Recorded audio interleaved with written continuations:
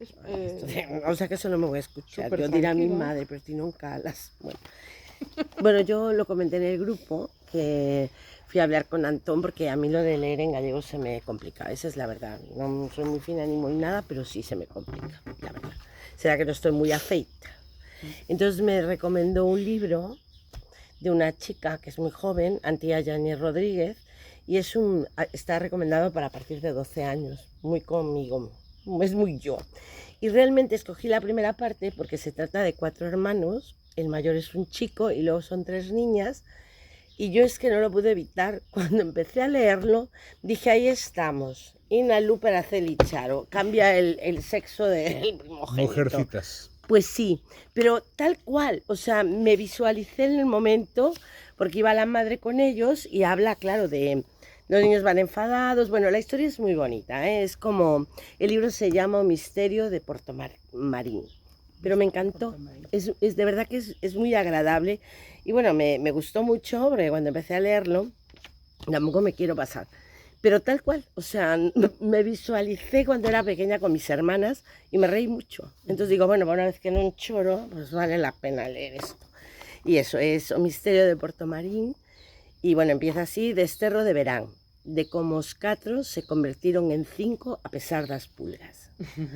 Amenzara un fermoso día de comenzos de verán, pero nada podía aliviar o enfado que sentían aquel rapaz e as súas 3 irmáns pequenas. A estúpida idea da nai estaba a materializarse mentras esta cargaba os bultos no maleteiro do coche. De nada servían as protestas, os choros e os sutís boicós no día a día. Non dirixirlle a palabra, berrar entre eles polo simple placer de molestala, mesmo negarse a comer. Pasarían os 2 meses de verán fora da casa, un auténtico suplicio.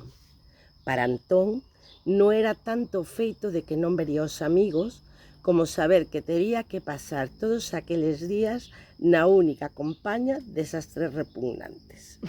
Unha cousa era ter un irmán, mesmo 2, se soubesen comportarse, e outra moi diferente aquilo. Pero claro, ninguén lle preguntara que opinaba ao respecto. E seus pais decidiran traer ao mundo aquelas 3 rapazas insoportables que non facían máis que amargarlle a existencia. Ben, se tiña que ser sincero, Carola non estaba tan mal. Era, como moita diferenza, a que menos traballo daba, a pesar de ser a máis pequena. Os seus 8 anos encantáballe os deportes e bastante menos os estudos. Incapaz de estar queda nin un segundo. En moitos sentidos era esgotadora, pero como mínimo resultaba alturable. Aínda que non compartían aficións. A descoordinación corporal de Antón era algo ben coñecido por todos e ao parecer hereditaria. Si sentía que polo menos había alguén naquela familia de tolos que pensaba en algo máis que no seu propio embrigo. Sabela xa era outro cantar. Un ano escaso menor que a él, posto que a rapaza acababa de facer os 12. Resultaba insoportable. Seus pais non paraban de decir que era cousa da idade, que as mulleres maduraban antes, pero Antón non estaba cegado polo amor como a eles. Sempre fora así, inaguantable, egoísta, malhumorada. O rapaz albergaba a certeza, xa máis confesada a ninguén, de que a irmán estaba celosa por non ser a primoxénita e sabía a ciencia cierta que dedicaba as 20 e as 4 horas dos 365 días do ano a amolalo. Andaban sempre como o can e o gato e quedaba Iria, a terceira incorporación á familia, como se non fosen xa poucos. Unha Sabela en miniatura, cun par de anos menos. Por se as continuas pelexas entre os irmáns maiores non eran dabondo. Seus pais toleraban e decidían aumentar a familia. E aínda por riba, despois dela, chegaba a Carola. Ben, os adultos, quen pode chegar a comprendelos, verdade? O único que podía facer Antón a esas alturas era xurarse unha e 1000 veces que nunca tería fillos.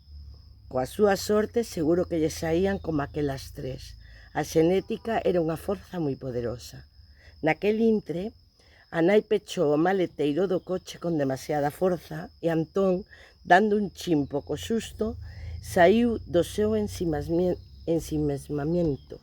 A ilusión que demostraban a faciana da muller non era compartida por ningún dos 4 fillos, pero iso a ela non lle importaba, claro. A viaxe, aquela tortura que ia durar 2 eternos meses comenzaba. Pararé ahí, no, para no hacerlo muy largo. Pues ya está.